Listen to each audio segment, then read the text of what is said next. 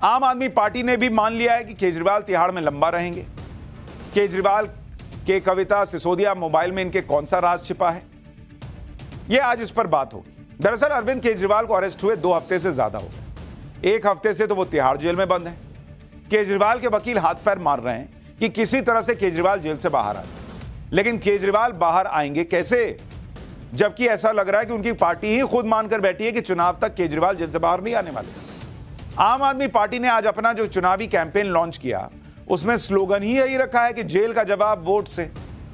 यानी एक तरह से आम आदमी पार्टी के लोगों ने मान लिया कि जब तक वोट पड़ेंगे तब तक केजरीवाल जेल में ही रहेंगे। कैंपेन को लॉन्च करने के बाद आम आदमी पार्टी के नेताओं ने कहा कि जिस दिन वोट डाले जाएंगे उस दिन केजरीवाल की गिरफ्तारी पर जनता जवाब देगी। यानी खुद ही ऐसा लग रहा है कि आम आदमी पार्टी माने बैठी है कि केजरीवाल जल्दी बाहर नहीं आने वाले और कम से कम चुनाव तक तो नहीं आने वाले, तभी तो यह कैंपेन है। आम आदमी पार्टी ने अपने इस चुनावी कैंपेन पर कहा है कि बीजेपी वालों के लिए अरविंद केजरीवाल जितने खतरनाक बाहर थे उससे ज्यादा खतरनाक अंदर हैं। जब तानाशाही बढ़ जाती है तो जनता तानाशाह के सामने खड़ी हो जाती है। इस बार का चुनाव देश की जनता और दिल्ली की जनता लड़ेगी। कई लोग ट्विटर पर लिखने लगे कि अगर केजरीवाल जेल के अंदर इतने ज्यादा खतरनाक है बीजेपी के लिए तो उनको अंदर ही रख लो। सुनिए इस चुनावी कैंपेन पर आम आदमी पार्टी के नेताओं ने क्या कहा, फिर आपको बताऊंगा कि आम आदमी पार्टी को क्यों लग रहा है कि केजरीवाल जल्दी बाहर नहीं आने वाले। आज एक कैंपेन का लॉन्च कर रहे हैं।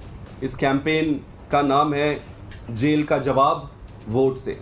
जेल का जवाब हमें और किसी तरीके से देने की जरूरत नहीं है। सब अपने सीने में, अपनी छाती में सब इस बात को रखें, जो दुख है, दर्द है, अपने छाती में रखें और जिस दिन चुनाव होगा उस दिन इसका जेल का जवाब वोट से दिया जाएगा। तो इस कैंपेन के तहत सारे एक एक घर में, एक एक मोहल्ले के एक एक घर में जाएंगे, एक एक घर में जाके जनता से बात करेंगे, उनको समझाएंगे। वो खुद इस बात से बहुत व्यथित है और दुखी है कि केजरीवाल जी जेल में हैं। अब इस पूरे संघर्ष को एक अभियान में बदलेंगे और जेल का जवाब वोट से देंगे। दिलचस्प बात यह है कि यह वही पार्टी है जो संजय सिंह के बाहर आने पर कह रही थी कि एक एक करके सब बाहर आ जाएंगे। यह वही पार्टी है जिसके लोग नारे लगा रहे थे कि जेल के ताले टूटेंगे, केजरीवाल छूटेंगे, लेकिन अब इसी बात पर चुनावी कैंपेन लॉन्च कर रही है कि केजरीवाल तो जेल के अंदर ही रहने वाले हैं। पब्लिक जो है वो हिसाब करेगी केजरीवाल की गिरफ्तारी का। आम आदमी पार्टी ने यह नई रणनीति इसलिए बदली है क्योंकि आप पिछले 3-4 दिन में कुछ ऐसा हुआ जिससे आम आदमी पार्टी को सच का सामना करना पड़ा। जैसे अगर आप देखें, 6 अप्रैल को मनीष सिसोदिया को जमानत नहीं मिली, 8 अप्रैल को के कविता को जमानत नहीं मिली। शराब घोटाले में तेलंगाना की पूर्व सीएम की बेटी के कविता की गिरफ्तारी केजरीवाल से ठीक पहले हुई थी। के कविता के वकील जमानत के लिए हाथ पैर मार रहे हैं लेकिन उन्हें राहत नहीं मिल रही। के कविता ने इमोशनल कार्ड खेलकर कोर्ट से अंतरिम जमानत लेने की भी कोशिश की लेकिन उनकी जमानत अर्जी खारिज हो गई। के कविता की तरफ से वकील अभिषेक मनु सिंघवी ने 5 दलीलें रखी। ये वही अभिषेक मनु सिंघवी हैं जो केजरीवाल को भी जमानत दिलाने का प्रयास कर रहे हैं या उनका मामला जो है वो कोर्ट के सामने रख रहे हैं कि इनकी गिरफ्तारी ही गलत हुई है। लेकिन के कविता के मामले में अभिषेक मनु सिंघवी ने क्या कहा? पहली दलील रखी कि पीएमएलए के सेक्शन 45 का एक प्रावधान महिला आरोपी को जमानत के लिए तय की गई सख्त शर्तों से छूट देता है। दूसरी दलील, आरोपी का बेटा एग्जाम दे रहा है और ऐसे वक्त में उसे अपनी मां के इमोशनल सपोर्ट की जरूरत है। तीसरी दलील, ऐसा नहीं है कि बच्चा गोद में है या छोटा है, वो 16 साल का है, लेकिन यहां मुद्दा अलग है। ये एक मां को अपने बच्चे के लिए इमोशनल सपोर्ट का केस है। बच्चे को मां की गिरफ्तारी की वजह से पहले ही तनाव हो चुका है। चौथी दलील, प्रधानमंत्री खुद रेडियो पर परीक्षा की चिंता से निपटने के बारे में लेक्चर देते हैं क्योंकि एग्जाम के दौरान बच्चों पर दबाव होता है। ऐसे वक्त में मां की कमी को परिवार का दूसरा सदस्य पूरा नहीं कर सकता। मतलब नरेंद्र मोदी को भी ले आए कि पीएम देखिए कहते हैं ना कि बच्चों पे प्रेशर होता है, तो मां जेल में रहेगी तो बच्चा कैसे एग्जाम दे। अब ये इमोशनल चीजें चल रही हैं कोर्ट के अंदर। पांचवी दलील, के कविता से तुरंत किसी भी पूछताछ की जरूरत नहीं है, इस आधार पर उन्हें अंतरिम जमानत दी जा सकती है। इन दलीलों पर ईडी के वकील ने जवाब देते हुए कहा कि पीएमएलए के जिस सेक्शन 45 में महिला आरोपी को मिली छूट का हवाला दिया जा रहा है वो आम महिलाओं के लिए है। के कविता जैसी उन महिलाओं पर लागू नहीं होता, ये जो पब्लिक लाइफ में है और राजनेता है। ईडी के वकील ने कोर्ट को बताया कि के कविता दिल्ली शराब नीति मामले में मुख्य आरोपियों में से एक है।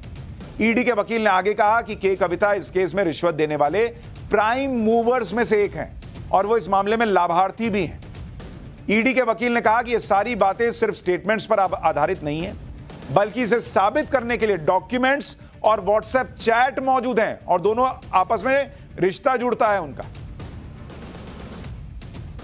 कोर्ट में सुनवाई के दौरान ईडी ने यह भी बताया कि जमानत दिए जाने पर के कविता किस तरह केस को प्रभावित कर सकती है। ईडी के वकील ने दलील दी कि के कविता पहले भी अपने खिलाफ केस से जुड़े कई सबूत नष्ट कर चुकी हैं, जिसमें उनके मोबाइल फोन में मौजूद सबूत शामिल हैं। ईडी के वकील ने दावा किया कि पूछताछ के लिए समन जारी होने के तुरंत बाद आरोपी ने मोबाइल फोन से सबूत मिटा दिए। ईडी ने यह भी दलील दी कि आरोपी ने अपने 9 मोबाइल फोन जमा तो किए, लेकिन सारे फोन का डेटा डिलीट किया गया था। फेस टाइम ऐप में भी कोई डेटा नहीं था और फॉरेंसिक रिपोर्ट से यह साफ हुआ कि 11 मार्च को जब के कविता को पूछताछ के लिए समन गया था, उसी के बाद फोन फॉर्मेट किए गए, यानी फोन से डेटा डिलीट किया गया। यह फॉरेंसिक रिपोर्ट है, ईडी दावा कर रही है।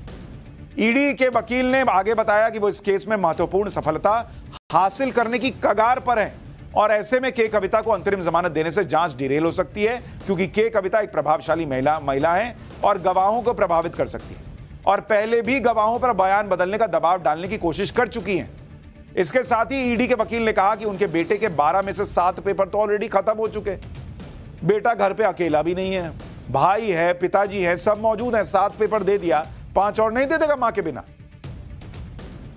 अभिषेक मनु सिंघवी और ईडी के वकील की दलीलें सुनने के बाद राउज एवेन्यू कोर्ट ने के कविता की अंतरिम जमानत की याचिका खारिज कर दी, नहीं दी बेल। और कोर्ट ने अपने फैसले में कहा कि के कविता इस केस में अहम सबूतों को खत्म करने में शामिल रही है। फॉरेंसिक रिपोर्ट इसकी पुष्टि करती है।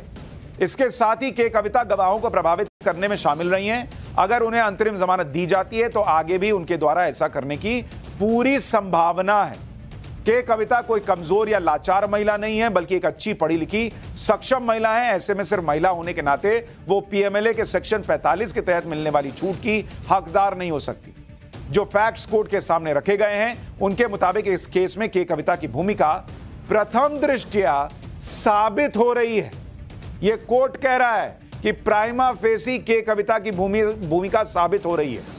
इसके साथ ही आदेश में कोर्ट ने कहा कि के कविता के परिवार में पिता समेत दूसरे लोग हैं जो बच्चे का ख्याल रख सकते हैं। अब जब के कविता की प्रथम दृष्टया भूमिका दिख रही है तो सवाल उठने लगे कि फिर तो केजरीवाल जी भी लंबा अंदर रहेंगे। जब उनको जमानत नहीं मिल रही तो इनको कैसे मिल जाएगी?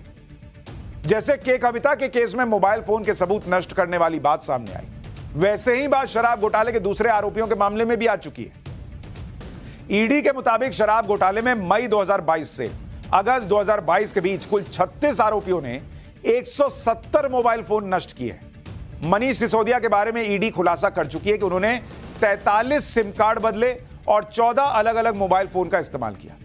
अरविंद केजरीवाल को लेकर ईडी ने कोर्ट में बताया था कि अरविंद केजरीवाल अपने मोबाइल फोन का पासवर्ड शेयर नहीं कर रहे और उनसे जब पूछा गया कि आपका पुराना फोन कहां है शराब घोटाले के समय का, तो उन्होंने कहा कि याद नहीं कहां। कहने को आम आदमी है, किसी का मोबाइल फोन गायब हो जा रहा है, कोई मोबाइल फोन किसी का तोड़ दिया जा रहा है, किसी का सिम बदल जा रहा है, किसी का मोबाइल फोन फॉर्मेट हो जा रहा है जैसे ही ईडी का समन आ रहा है। ये सब सामान्य बातें हो सकती हैं क्या, ये प्रश्न पूछा जाएगा। और शायद ये कोर्ट को नहीं लग रहा कि सामान्य है, इसीलिए जमानत नहीं हुई। जिस तरह दिल्ली शराब घोटाले में ईडी की जांच तेजी से आगे बढ़ रही है, उससे आने वाले दिनों में अरविंद केजरीवाल की मुश्किलें और बढ़ सकती हैं, क्योंकि आज ईडी ने अरविंद केजरीवाल के पर्सनल सेक्रेटरी विभव कुमार को पूछताछ के लिए बुलाया। विभव कुमार सीएम केजरीवाल की पत्नी सुनीता केजरीवाल के अलावा उन चुनिंदा लोगों में शामिल हैं जो तिहाड़ जेल के अंदर जाकर केजरीवाल से मुलाकात करते हैं। इसके अलावा आम आदमी पार्टी के विधायक दुर्गेश पाठक भी आज पूछताछ के लिए दिल्ली में ईडी के दफ्तर पहुंचे। दुर्गेश पाठक उन 4 नेताओं में शामिल हैं जिनको लेकर दिल्ली की मंत्री आतिशी ने केजरीवाल के जेल में जाने के बाद गिरफ्तार किए जाने की आशंका जताई थी।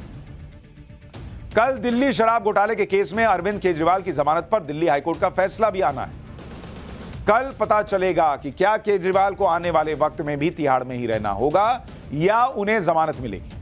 अरविंद केजरीवाल की गिरफ्तारी को चुनौती देने वाली याचिका पर कल हाईकोर्ट फैसला सुनाएगा। दिल्ली एक्साइज पॉलिसी केस से जुड़े मनी लॉन्ड्रिंग के मामले में ईडी ने 21 मार्च को सीएम केजरीवाल को अरेस्ट किया था, जो फिलहाल न्यायिक हिरासत में तिहाड़ जेल में बंद है। हाईकोर्ट में दी गई याचिका में केजरीवाल ने अपनी गिरफ्तारी की टाइमिंग पर सवाल उठाए और ईडी के सभी समन्स को गैरकानूनी बताया। वहीं ईडी ने केजरीवाल को दिल्ली के कथित शराब घोटाले का किंगपिन बताया। ईडी का दावा है कि उनके केजरीवाल के खिलाफ उनके पास ठोस सबूत मौजूद हैं।